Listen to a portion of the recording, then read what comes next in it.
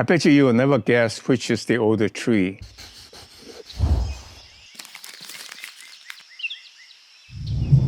Hi, I'm Miltonchang of Bonsaiheirloom, and I would work on these two trees a little bit because they are in pretty late stage of the development, so there's very little work. But before I begin, I'd like you to guess which one of these are my 80-year-old tree and which one is my 40-year-old tree. I bet you will never guess which is the older tree. Well, just to let you in on this, this is actually my oldest tree I kept for a very, very long time, whereas this one is about 40 years old. This one is about 80 years old. So let me work on each one of these trees and tell you more about each one. This particular one, I belong to the California Bonsai Society at about 1980. And in Southern California, at least in some of the bonsai club here in California, is that when a member died, they will offer the trees for sale at a very reasonable price to fellow bonsai club members. In this case, in 1980, this Japanese old gentleman passed away, and I went to his house and was able to pick up this tree at that time. And since then, I've been working on it. It wasn't that twisted, but somehow I just fooled with it. I never wired it, but just clip it and grow to go into the direction I wanted to be. So that's a tree, 1980 to today. That's about 63 years old, but then the tree is probably 15 years old.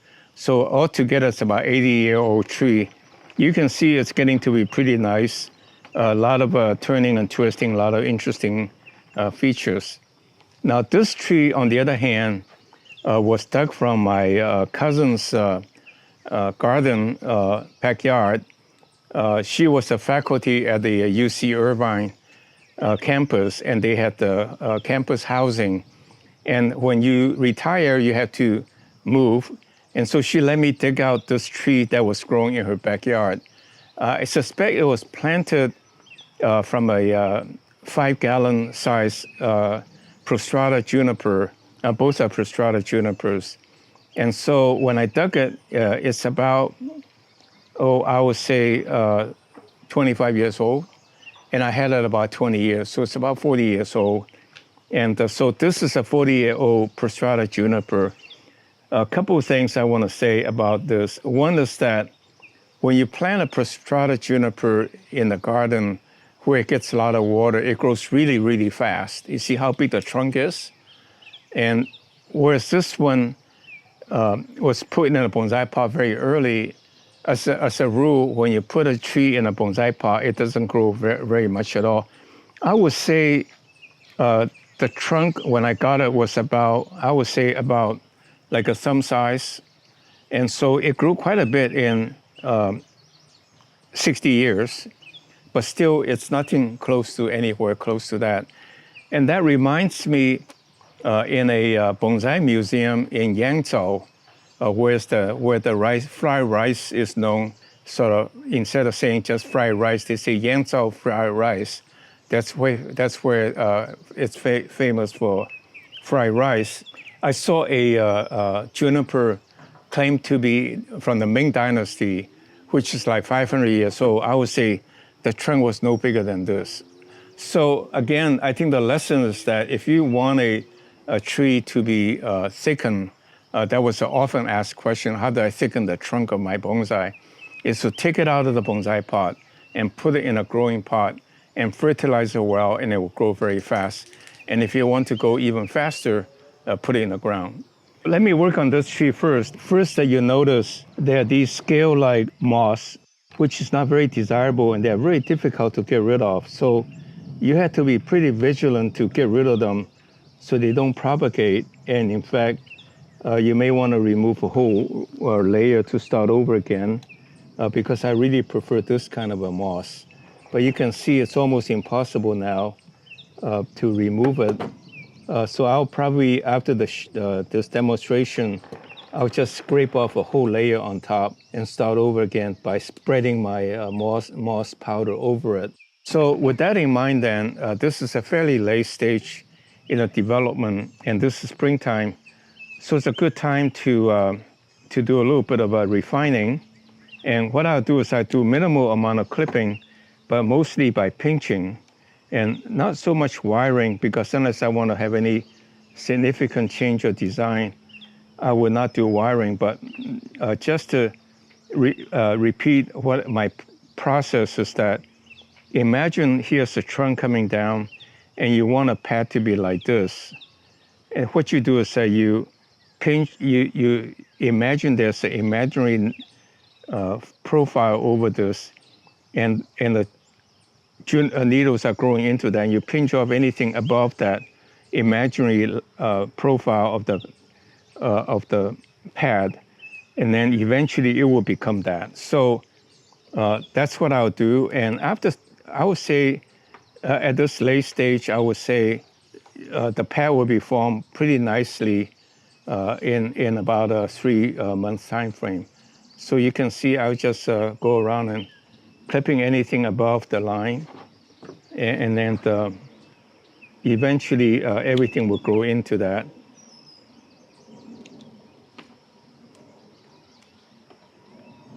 And then you go in and cut off the redundant parts. In a sense of make it spread out in between these branches and so forth, between the pads.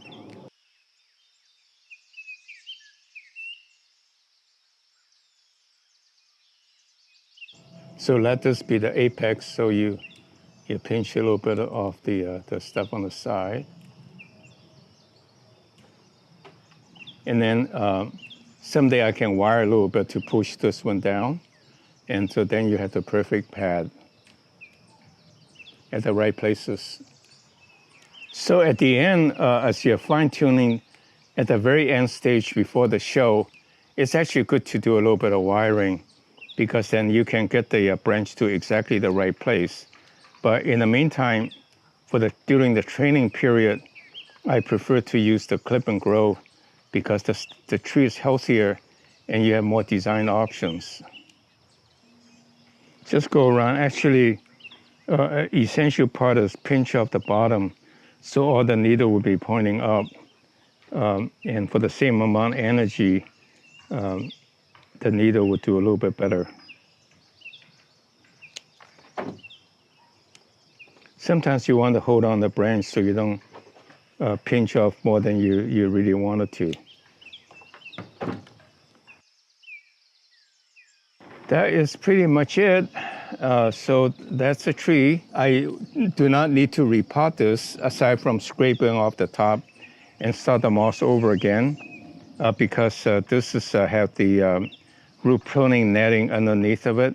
And juniper tend to be pretty well behaved, the roots of juniper to be pretty well behaved. That's my 80-year-old tree. That's one of my earliest bonsai that I kept a long time. So that brings up an interesting question. For a small tree and for a large tree, how do we tell the real age? Because the size is not an indication, and the ramification isn't quite a ramification. It's really the twist and turn. You see this one, the outline maybe have a good path, but there's not the kind of a turn that goes on with age, because if I let it alone, like this is a very long branch, if I cut it, I will have a turn, you see. So another way to tell age is the twist and turn of the design of the branches. So this tree I work on about 6-8 months ago. You can see it has grown a lot since. I used this tie-down wire to tie it. You can see when I remove it, it bounced back a very little. So you don't need to keep the anchoring wire too long, and for that matter, you don't need the wiring wire too long, because then it goes into the tree. Like this one, let's see how much it moves. You see, it bounces up a little bit, but that's okay. And if it bothers you, you want it to be a little bit lower, just retie it and use the anchor wire at a slightly different place, and you can do it again. So this tree, again, all I need to do is now do a little bit of pruning and try to form the imaginary pad, and so that the needles will grow into it. And it's fairly quick as the tree is established. So basically, when you shape a tree, it takes a long time to get the overall shape done. And then after that, you just pinch it to increase the ramification so the pad becomes full. And then you can work out a detail where the redundant, you can get rid of the redundant needles to have the pad in a perfect form. And notice there are a lot of weeds, and also there are quite a number of seedling pop up, Japanese maple seedling. You can see these a little bit more dissecting variety, but actually these are seedling from the variety called Shiruyu, which is dissecting, but it's all growing like a normal tree. So they actually seeds a lot, and they are quite easy to germinate. And so what happens is that these are actually very nice bonsai material because they tend to be, the leaves tend to be a little bit small, at least not very prominent, because it's the serration to make it look small. So I'm trying to create more pads. And then you do that several times a year. Just witness how much is already filled up since 6 months ago, and it will fill a lot more now that it's more established. Also notice that I put a piece of rock here to prop it up because the tree was tend to fall down. But now you see after 6 months or so, I can now remove this rock and it's quite solid. So you let the roots to grow into it to anchor the tree. So you can, in the meantime, do a lot of things like putting a bamboo stick or something to hold up or the wire to hold up the tree. But I don't anchor the tree into the bottom of the pot because generally the tree is growing upright, so you don't need to do that. So when I pinch out the top, it would divide a branch, and so that it will full. So that's how you fill out the pad. Most of the pads, as you can see, it's pretty full.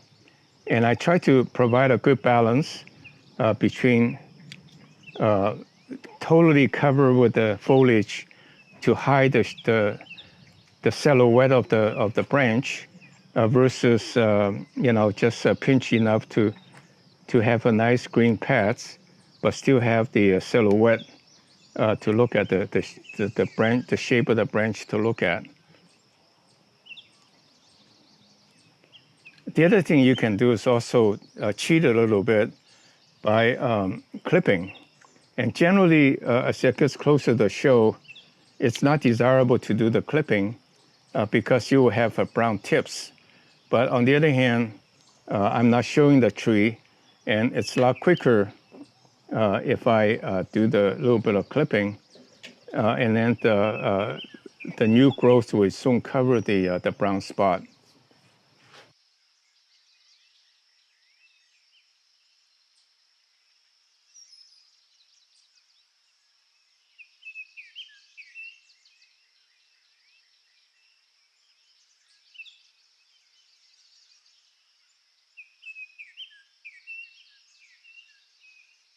Today what I've done is I work on two Prostrata Junipers. What I try to do is to cut it a little bit to show what you do as the trees become more mature. In this case, to really create more of the pad in a formal way so that it will look finished. I don't have to get it done all at once because over time, now I can just go in the garden and pinch it a little bit at a time and go from there. So with that then, hope to see you again next week. Please like if you think my video is interesting. I need the encouragement, and subscribe to our channel and send us your email address so we can put you on notice when we have trees for sale. So with that in mind, thank you very much. I hope to see you again next time.